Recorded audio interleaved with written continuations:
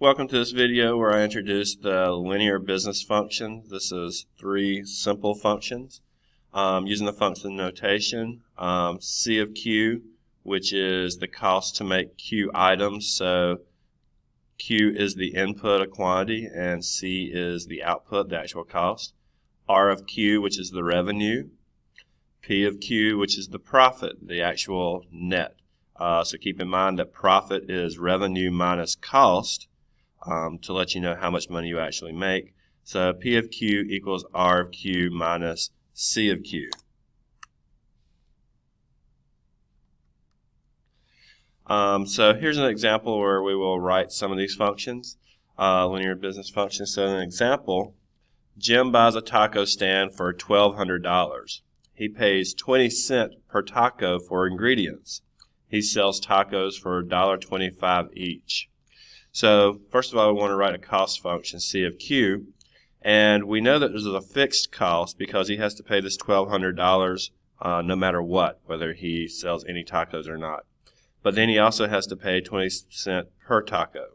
So we write the 20 cents as a rate. So we have C of Q equals 0.2 Q plus 1,200. So that's 20 cents per taco plus the $1,200 fixed cost for the taco stand.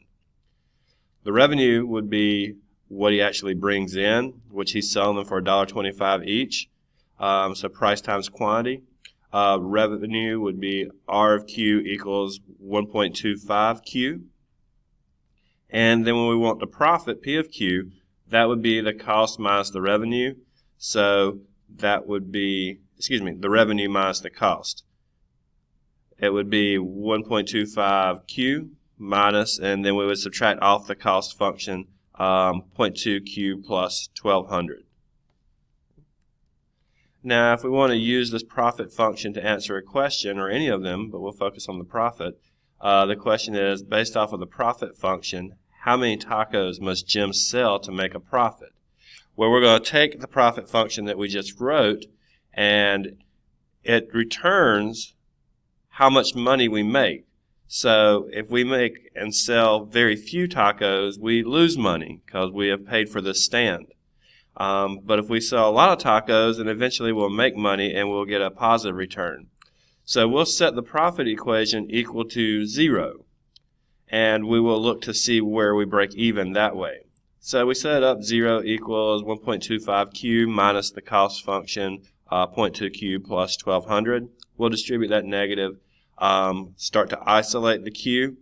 So as I bring Q to one side and bring the others to the non-Qs to the other side and divide out, I get Q is 1,142.85, which he's not going to sell part of a taco. So if he sells 1,142 tacos, he doesn't quite get to 0. He's still losing money. So we'll round that up to 1,143. So if he sells 1,143 tacos, he will actually make money. Now it'll be very little money, but after this he will start making quite a bit profit because he's paid for his $1,200 taco card. Thank you.